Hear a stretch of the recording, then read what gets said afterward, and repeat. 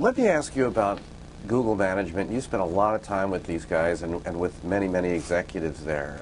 Over 100? No, there's a lot of sources. I mean, 100. I interviewed about 150 Google employees and another 150 traditional media executives. So what's your take on management? It's very unconventional for a company of this size. What was your impression of it, and how do you think they manage with growth, and how might it work moving forward? I think it's a very unusual. It's a troika. It's three people who decide, not one CEO. Eric Schmidt is the CEO, but on major decisions, the three of them have to agree, the two co-founders and Schmidt. They share offices. Brin and Page share an office. Most people do at that company. It's a very relaxed, laid-back company. Oftentimes people don't know where Brin or Page are.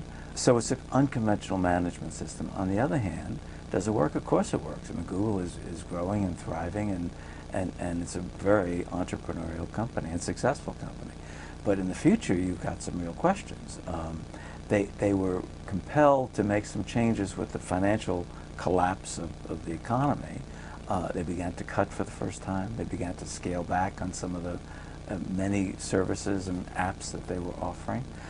They brought a new CFO in who instilled a more rigorous management. In the future, you got questions like, are Brin and Page going to be paying as much attention now that they have families of their own?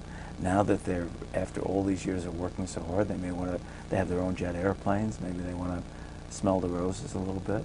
So those are big questions. Will Eric Schmidt continue to stay at the company? And with Schmidt in the book, you talk about some early period where he was not that highly thought of.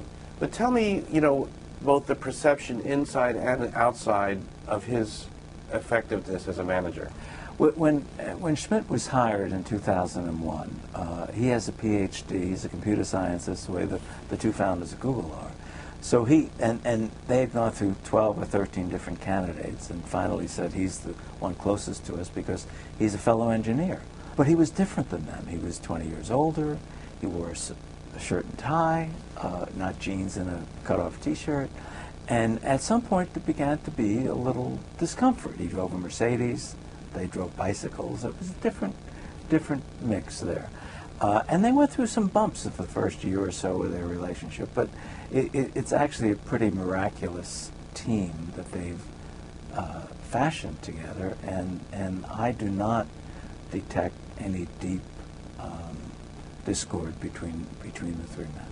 So let's talk about potentially the weaknesses. You talk about in the book towards the end about the potential weakness of privacy, their over-reliance perhaps on computer-based searches on the PC. What do you see as potentially their Achilles heels? How could they fail? Well, I think they can fail in a number of ways. One, I interviewed Bill Gates in 1998. I began the second chapter with the story, and I said, Mr. Gates, what do you worry about in the future?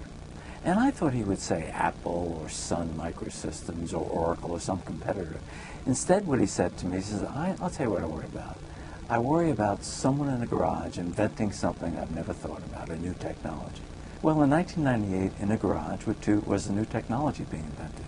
It was the Google guys inventing search, and that has become Microsoft's worst nightmare.